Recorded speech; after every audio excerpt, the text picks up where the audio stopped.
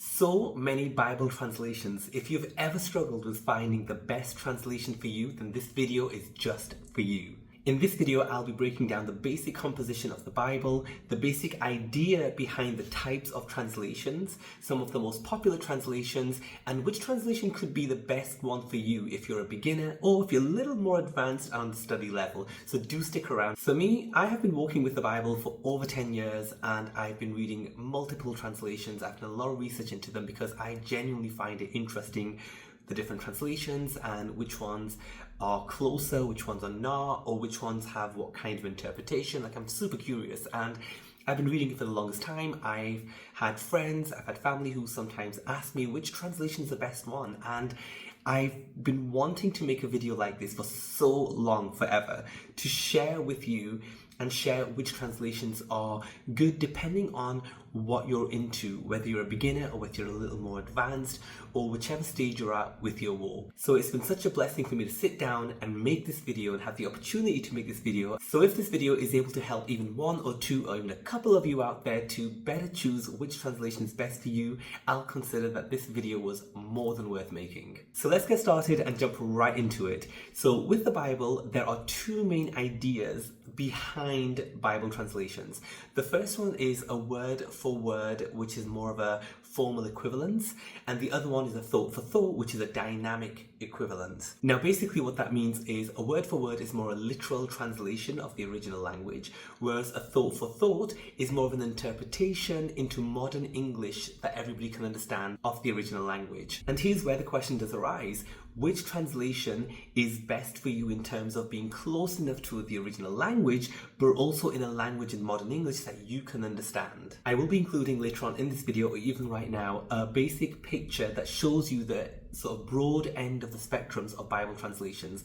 On one end you have the word for word, on the other hand you have the thought for thought, and the Bible translations as they go kind of tells you which way it leans more, whether it leans more on the word for word or whether it leans more on the dynamic interpretation. One thing we have to always keep in mind with Bible translations is the meaning and the changing meaning of words. Words constantly change meanings. Words that had a meaning in one decade have a slightly different meaning now. Words that meant something 300 years ago have a different meaning nowadays. So in the popular 1 Corinthians 13, which talks about a description of love, love is faithful, love is not envious, love is not boastful, love is patient, all that is talking about love. But if you go back to the King James Version, it talks about charity. But nowadays, we might think of charity, of course, differently. So if said charity is this, charity is that, we wouldn't really understand it into what it was meant to be, and that is love. Similarly, in King James English, it talks about gay as an adjective, when somebody's really happy and jovial and just really happy. Whereas nowadays, it has a much more different connotation. Then there are other words which are specific to measurements or distances or weights. And in the old translations, we have, or in the original languages, the words that they use, if they are translated literally, would not really mean a lot to us now, so they are translated with the modern equivalent of that measurement, that distance, or that weight, so we are able to visualize it and have a better understanding of what it was actually trying to say. Of course, the same applies for idiomatic expressions. There are many expressions that would have made sense in Old Testament times, in New Testament times, but if you translate them literally, then they may not make much sense to you nowadays. Just like idiomatic expressions change in different languages and they are very different, so if you translate it literally, you might not really know what the meaning is, and the original meaning is lost. So when it comes to translations, of course, it's kind of hard to find a translation because you want one that's going to be faithful to the original, but of course in a language that you understand as well. So here's the thing, the Bible translation you use also largely depends on what your intention is. If you're new to the Bible, if you're experienced and more on a study level to the Bible, if you're reading the Bible just for casual reading, just to kind of read your daily chapter, or if you're going deep into the words, you might want a word for word one. So that also determines which translation you want to get. So right before we get into the translations and which one might be best for you, I just want to break down a couple of basic things first, and that is the composition of the Bible. Of course, you have the Old Testament, you have the New Testament, and that makes up the complete Bible. The Old Testament, the original languages are Hebrew and Aramaic, whereas the New Testament is in Greek. Now, the basis of the translations is usually, for the Old Testament, it uses the Masoretic text, I think I'm saying that right, which is Hebrew, and that was completed and compiled around about the 10th century by Jewish rabbis, whereas the Septuagint is the other version of the Old Testament, and that is the Greek version of the New Old Testament, and that was actually written and done by the 3rd century. So for the Old Testament, you have those two bases almost, but most Bible translations nowadays use the Hebrew version, which is the Masoretic text, and not the Greek one. But it is interesting to note that the New Testament writers, when they quote the Old Testament, the New Testament writers like Paul used to always quote from the Septuagint, which is the Greek version of the Old Testament. And for the New Testaments, the Bible translations usually consult the Greek because it was in Greek. Of course, this is a huge sort of discussion in of itself, a huge research, a huge thing that you can look into. Not the scope of this video. By all means, go on Google, knock yourself out. There's a lot of information if you want to delve deeper into the basis of the translations, which ones they use. Of course, the modern translations, which is super great, make use of other manuscripts which have been found, the Dead Sea Scrolls, other manuscripts, other writings that have been found, which give us more clearer interpretations, more clearer and accurate translations of the Old Testament and the New Testament. So let's start with the KJV, the King James Version of the Bible, which I think most people have heard of. The King James Version of the Bible is one of the oldest translations, the authorized translations of the Bible into English. For many people, it is the only true translation of the Bible, and we do have people who believe in like the supremacy of just the KJV and always believing and just going with that one, which people can do, people have a choice. But of course, the King James Version of the Bible, it was based on the Textus Receptus, which is also an older version, compiled version of the Bible that was then translated into English. It didn't make use of a lot of the newer manuscripts that were discovered in the last decades, which makes the newer translations a bit more faithful and accurate to the original. So as I said, the King James Version is more literal, it's more word for word, and the King James Version of the Bible, even though I've had so much Shakespearean classes and things like that and experience reading Shakespeare, I find it a little difficult to understand. There's a lot of old-fashioned words, a lot of old-fashioned expressions which are difficult for the modern reader or the speaker of English to understand. So things like when Joseph is interpreting the dream in Genesis, the KJV talks about kinds, whereas in modern English we would refer to that as cows, which makes it easy to understand. Of course, the KJV uses these, thys, thous, which can be difficult for an English reader to understand, so we have you in English. And of course, like we said earlier on, you have the word gay, which is used in KJV to mean really happy, whereas nowadays it means something different. Now the KJV, one of the good appeals about it is if you're learning certain scriptures, it just sounds nicer in the KJV. You know, our Father who art in heaven, hallowed be thy name, thy kingdom come. The Lord is my shepherd, I shall not want. He maketh me to lie down in green pastures. It sounds nice if you're memorizing, a lot of people memorizing the KJV, but of course, when you're reading it for understanding, it can be difficult because of the things that we've talked about.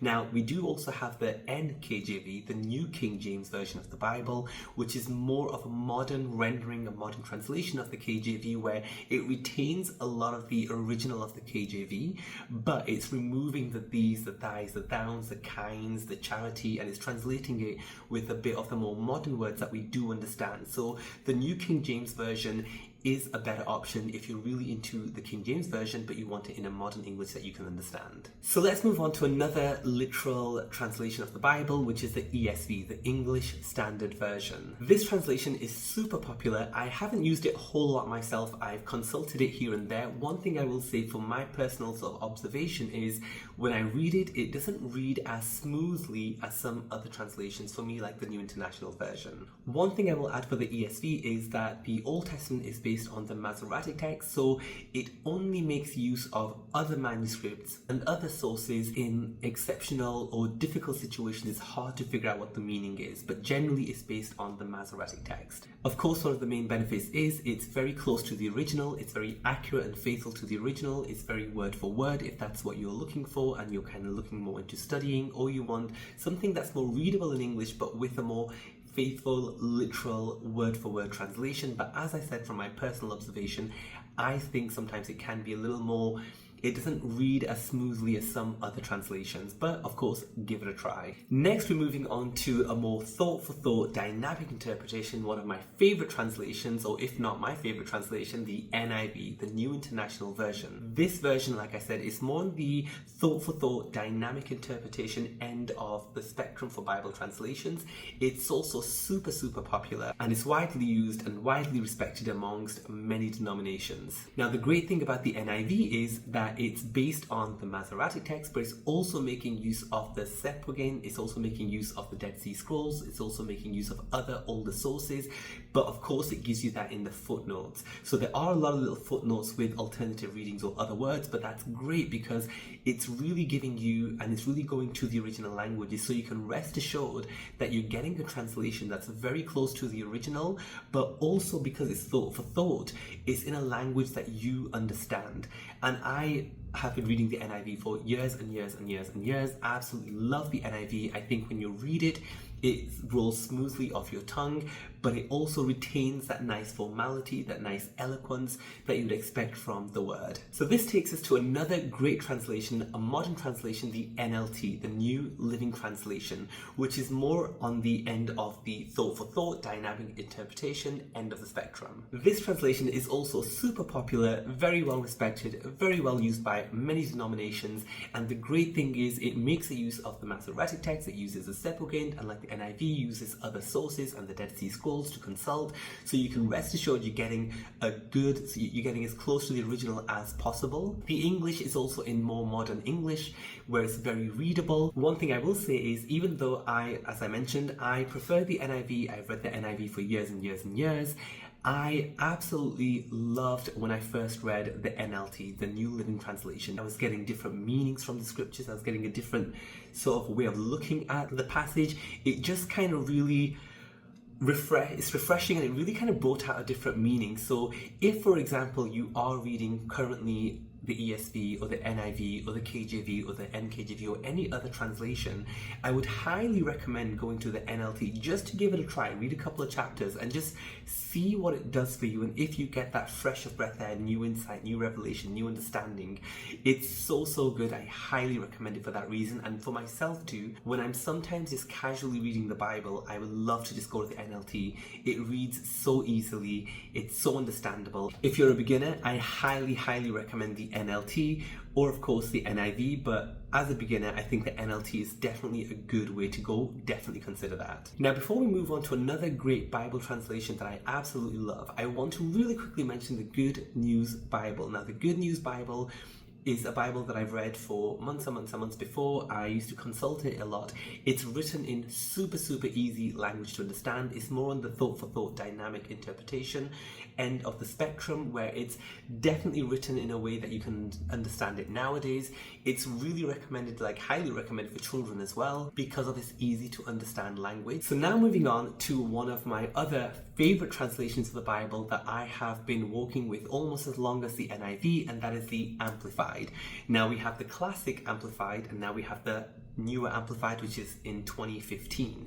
So the classic Amplified Bible, that has a lot of brackets, it uses a lot of italicized words, and it basically elucidates, it fleshes out, it gives you more words and more meanings for the original language. So for the original Greek word, the original Hebrew word, the original Aramaic word, it will actually give you brackets and italicized words to flesh that out into other words that have the same or similar meaning to help you better understand what it's talking about. The 2015 Amplified Bible is more of a revision of the classic Amplified version of the Bible, because it kind of gets rid of a lot of the brackets and things like that, just to make it more readable, where you can read it with the brackets and italicized versions or without. Whereas the classic amplified version, sometimes it can be really hard to follow the train of thought in the verse because so much of the original words are sort of expanded upon, and you can get lost for what the original meaning is, what it's trying to say, because there's so many brackets and so many italicized words. So in that sense, the Amplified in 2015 kind of revised that and makes it a bit more readable. So if you're a beginner, I definitely wouldn't recommend the classic Amplified version, and maybe not necessarily the Amplified version as well. It really depends on yourself. If you're at the stage where you want to study more, go deeper into the word, look at the original words, the original language, and see what other meanings there are and nuances there are, the Amplified Bible is for you.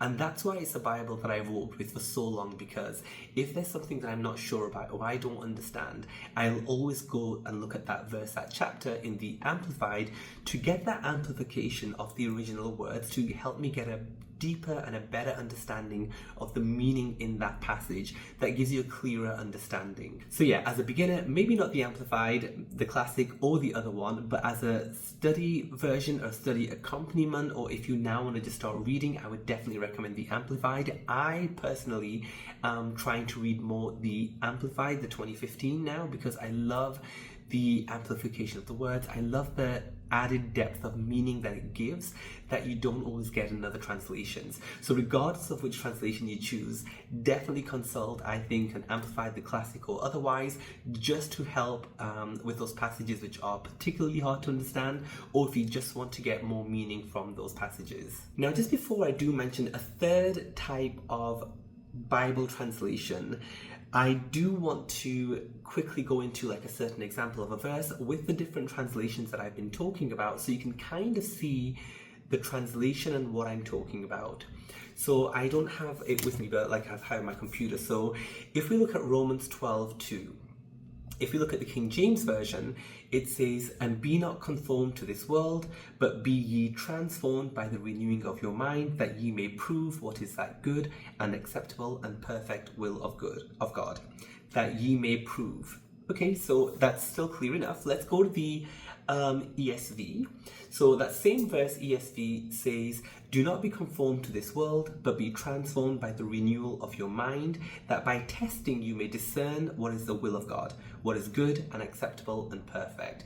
So the KJV is using "prove," that you may prove, whereas the ESV is using "that by testing you may discern," which makes a bit more sense, a bit more clearer. If, for example, we go to the NIV, which again is one of my favorite translations, and read the same verse, we have, "Do not conform to the pattern of this world, but be transformed by the renewing of your mind. Then you will be able to test and approve what God's will is, his good, pleasing, and perfect will." I find it so like it's really easy to read, it goes off the tongue nicely, and also it's very easy, simple to understand, but it still has that nice sort of formal language to it as well.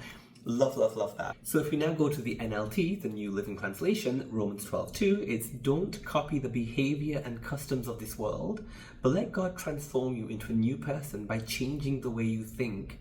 Then you will learn to know God's will for you, which is good and pleasing and perfect." Oh my goodness, like, do you know what I mean of how it just gives you that fresh perspective, that really simple, direct, and very easy to understand meaning of that scripture. So even, for example, if I compare that just really quickly to the NIV again, which I love, "Do not conform to the pattern of this world, but be transformed by the renewing of your mind. Then you'll be able to test and approve what God's will is, his good, pleasing, and perfect will." The NLT is just amazing. Like, don't copy the behavior and customs of this world. Like, that's so easy to understand. And I love the whole, "But let God transform you into a new person by changing the way you think. Then you learn how to know God's will for you." I just love that. It just gives you a different bit of a meaning, but a clearer meaning of what is intended in there. But I do also want to now go to Romans 12:2 in the Amplified.